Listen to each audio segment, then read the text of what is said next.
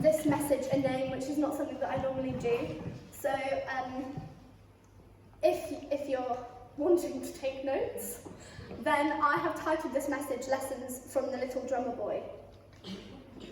But I'm actually going to begin with reading from Isaiah chapter 9, and we're focusing on the verse, "For unto us a child is born, to us a son is given, and the government will be on his shoulders, and he will be called Wonderful Counselor, Mighty God, Everlasting Father, Prince of Peace." And we will revisit this theme throughout.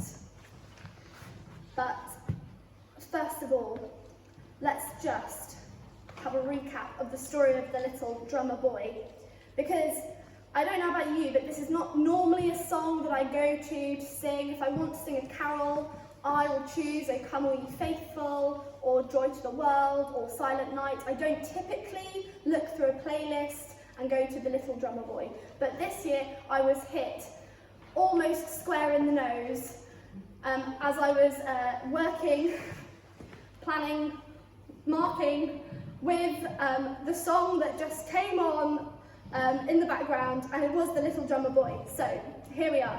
The Little Drummer Boy tells the story of a boy who has been invited to go and see the newborn King Jesus. And it talks about the group of people taking fine gifts to lay before his feet. The drummer boy talks about being poor and that he has nothing to give in the way of a gift for Jesus, and in the end he offers to play for Jesus on his drum. So the first lesson that I have learned from this little drummer boy is the importance of giving our all, and giving our all with a heart of worship. When I think about the little drummer boy, I imagine a small child desperate to show Jesus the thing that they are most proud of. And it made me think about children that I see at school, or children that we see here at church, and often they come with such joy and desperation to show you something that they think that they have achieved. They have done a drawing that they desperately want to show you, or they've just learned to master a cartwheel, which in some cases possibly is not quite a cartwheel, but they are so proud of themselves. And they come, and possibly we're thinking, oh my gosh, I don't know what I'm watching, but that's great, well done. You give them praise, you give them the encouragement. But actually, the heart that they are showing you, these things that they're so proud of, is one of wanting to honour the respect that they have for you. They look up to you, they think you're important, and so they're desperate to show you what they're able to do. And we praise them, and we tell them what was fantastic, regardless of the quality of their cartwheel, or the quality of their handstand, or the quality of their picture. They show with such delight that actually what they've done, they've given their all to. And then inevitably they want to show you again. Similarly, we don't know what the quality of the little drummer boy's playing was, but actually, I'm not sure that matters. Jesus saw the heart with which the drummer boy played.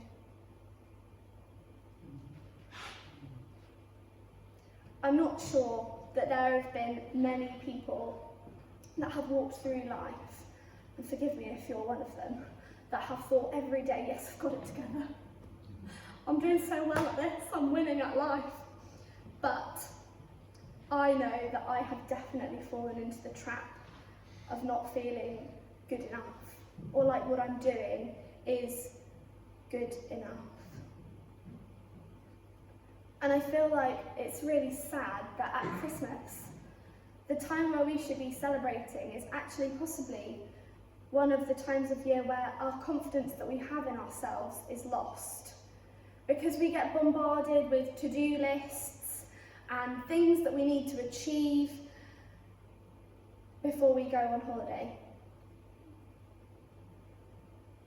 I don't know about you, but I often feel like as soon as we hit December, all of the things that I've got on my to-do list, regardless of whether actually they need to be done by Christmas or not, suddenly all have the deadline of the 24th of December and have to achieve all of them, even though actually it doesn't matter if I don't quite finish that sewing project, because it will still be there in January. But all of a sudden I have to achieve every single thing in my life. Every area of my life needs to be complete and whole. Why on earth do we do it? I don't know if I'm alone in this. I know that when I've spoken to other people, suddenly their lists have grown almost as long as mine. And this year I was determined not to have a really long to-do list. And I think because my to-do list was so short, then when people said, oh, do you think you can make this for me? Or, do you think you could plan this extra lesson for me? I thought, well, yeah, of course I can. Yeah, of course I can fit that on my to-do list. And all of a sudden, my to-do list is astronomical. And I'm thinking, where on earth am I going to find the time to do any of this? If I'm being completely honest, in the last few weeks, I've really struggled with the idea of being good enough. And like I said, it was only when I was listening to some music as I was doing my schoolwork, I wasn't completely paying attention to what was playing until the words hit me. I played my drum for him. I played my best for him. There's no mention of how well the drummer boy plays. Only that he plays his drum. And the line that follows, then he smiled at me. The response of Jesus is to smile at the offering of the drummer boy. He finds the favour of Jesus because from what I see, he gives what he most treasures and he gives it with his all. So actually, does it matter if I feel like I'm good enough? If I give my best, Jesus smiles at me.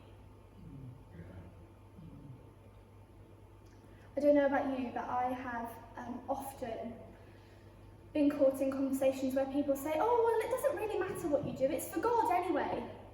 And it kind of rolls off the tongue. In Colossians 3, we read that whatever we do, work at it with all of our heart, as if working for the Lord.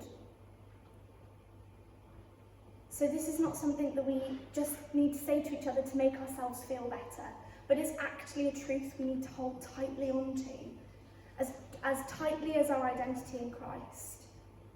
Because when we do it with a heart for the Lord, he smiles at us.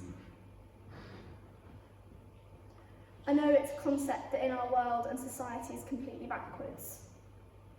The idea that in the words of 1 Samuel, people look at the outward appearance, but God looks at our heart, seems so backwards in the world that we live in. How many times have we heard the message about the toxicity of comparison or social media, and yet, in my experience, it continues to feed the need for us to be recognised and for our good deeds to be acknowledged. And yet the one that we really want to be drumming for is not looking at what we do or what we look like, but the heart with which we do these things. Of course, this doesn't mean that my to-do list has suddenly become empty, but it gives me a fresh perspective with which to tackle the things that I have to get done. As a child says, watch me, I've made up a dance, or watch me, I can now do a cartwheel, or look, let me show you my drawing. So I can take the simple desire to worship Jesus and apply that to my faith and say, like the little drummer boy, here's what I've got, but I'll worship you with all my heart. I can give a worshipful heart as I go about trying to tick off some of the things on my list. All the way that I teach, all the way that I knit, which, let's face it, is 85% of the time at the moment. This leads me nicely on to the second lesson I learned from the little drummer boy. The drummer boy seems to know that actually it's not about him, that it's about who he's worshipping. It's about who he's come to see. We're going to go back to the verse from Isaiah chapter 9. For unto us a child is born, to us a son is given, and the government will be on his shoulders. And he will be called Wonderful Counselor, Mighty God, Everlasting Father, Prince of Peace. The drummer boy knows that this is no ordinary baby. Jesus did not come as a fully grown man. It was the experience of being human that made us be able to relate to him. He experienced the fullness of what it was to be a human who came as a baby and grew up. We can relate to him because of the way in which he came to earth. God came in the form of Jesus. Jesus is fully God and fully man. No one has ever seen God but the one and only Son, who is himself God and is in closest relationship with the Father. And through Jesus, we know God. Imagine going to a zoo and seeing in an enclosure some tigers. We cannot fully relate to the tiger, even though we see it, unless we become a tiger. Jesus did the same. We can relate to Jesus because he became human. We get to know God because Jesus came. We can relate to him.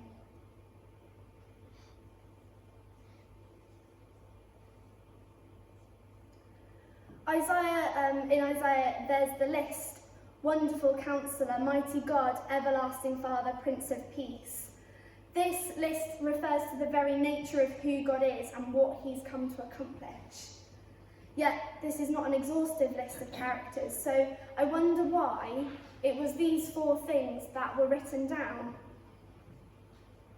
Wonderful Counselor is the first in the list.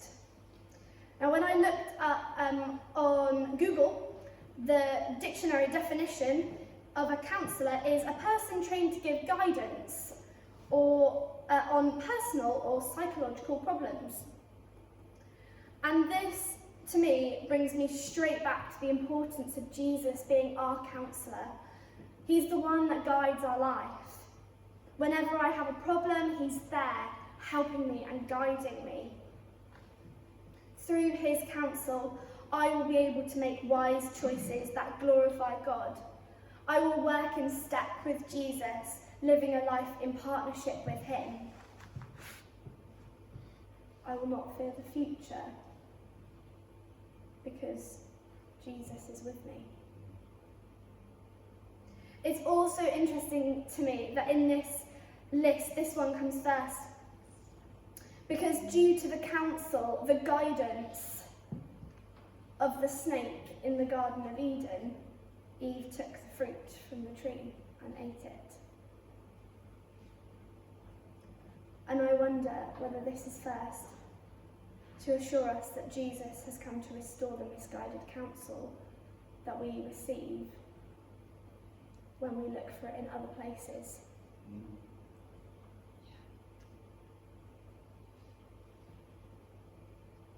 How many stories can we think of in the Bible where God's people have run to him for counsel and guidance and wisdom and been redeemed or saved or been put back on the straight path? This is our God, Jesus, the wonderful Counselor. Mighty God, we are reminded that while Jesus came to earth as a fully human, there is no doubt that he is also fully God. He granted us salvation. It's pretty mighty to me. Everlasting Father. I actually read several commentaries about this one. I felt like it was quite a lot to get my head around, so there might be some study that you find in this one. It's not that he's saying that he's God the Father, but I wonder whether these are a few ideas to consider. Through Jesus, we gain adoptionship into his family. We become the children of God. This title that we gain is an eternal one. Yet, to whom all did receive him? To those who believed in his name, he gave the right to become children of God. Children not born of natural descent, nor of human decision or husband's will, but born of God. We are adopted into his family. The other idea was that Jesus was there at the beginning of the world. This is one of my absolute favourites in the Bible, but it also confuses me. I cannot possibly get my head around it. In the beginning was the Word, and the Word was God, and the Word was with God. Through him all things were made. Without him nothing was made that has been made. In him was life, and that life was the light of all mankind. The light shines in the darkness, and the darkness has not overcome it. He was there at the beginning, he will be there at the end. He's the Alpha and the Omega. So I'll leave that one with you. Might be quite a nice one to study. And the last one, Prince of Peace. It's not hard to see that war and disagreements and arguments and anxiety are everywhere, plaguing our world. We only have to look on the news or possibly at work or the mental health crisis to know that people are living without peace. Yet Jesus is the one who brings the peace that surpasses our understanding. He brings peace to our world, he brings peace to our minds. Not only this, but he brings peace and unity between us and God. Isn't that the reason that he came? That through him we could be saved and we would be made right with God. The little drummer boy seems to know the majesty of who he is worshipping, which is why he gives the thing that is most precious to him.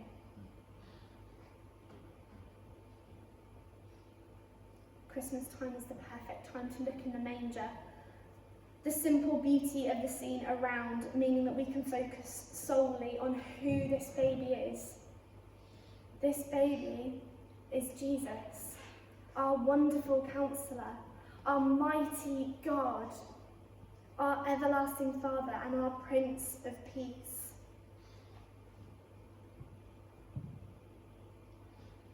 Let's let ourselves be refreshed again with the knowledge of the glory of the God that we serve. Which leads me on to the last lesson that I have learned from the little drummer boy. When I imagine this scene, I only see Jesus and the little drummer boy. In actual fact, I imagine that if this was a real scene, there would be lots of people. There would be Mary and Joseph and shepherds and possibly wise men and a whole host of animals. But I don't see them when I think about this in my mind. They're all there watching the scene unravel, and actually the last thing that I learn is that when we give ourselves to Jesus, everything around us fades. Yesterday, Nathan and I went to the Christmas market, which possibly was slightly unwise because it was, I think, the last evening. I think it's closing today. So it was completely packed. And I don't know if you've been this year, but outside the cathedral there is a beautiful scene of the Nativity with figures that are probably not far off life-size. And it's completely beautiful. There was so much noise and so much hustle and so much bustle, but actually when I stood in front of the scene and focused on Jesus, all of a sudden, I didn't remember there being anybody there with me. When we focus on Jesus, things around us fade. This is a reminder that I need all year round. And if you look through my journal, you probably would see the words, focus on Jesus, and keep it in perspective, plastered through my journal. It's the thing that I teach myself most, and I have to admit I've not mastered it yet.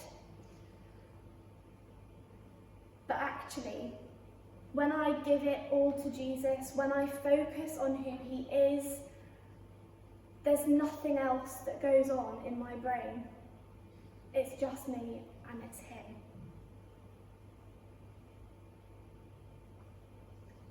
Hebrews encourages us to run the race with perseverance, with our eyes fixed on Jesus, the pioneer and perfecter of our faith.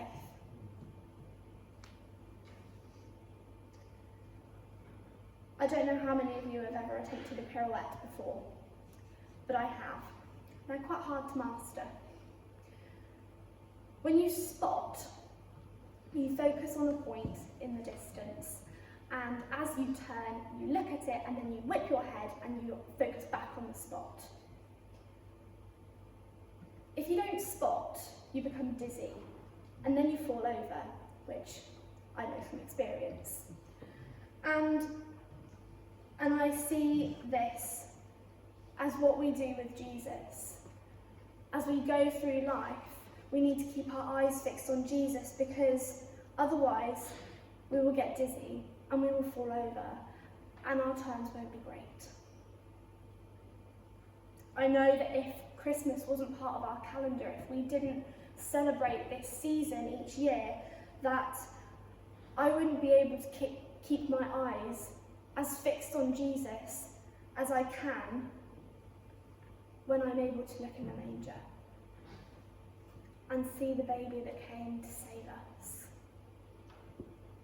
The baby that God gave us as a gift and as a sacrifice. This is the time of year for me when my perspective is restored and I can run the next year thinking back and thinking forward.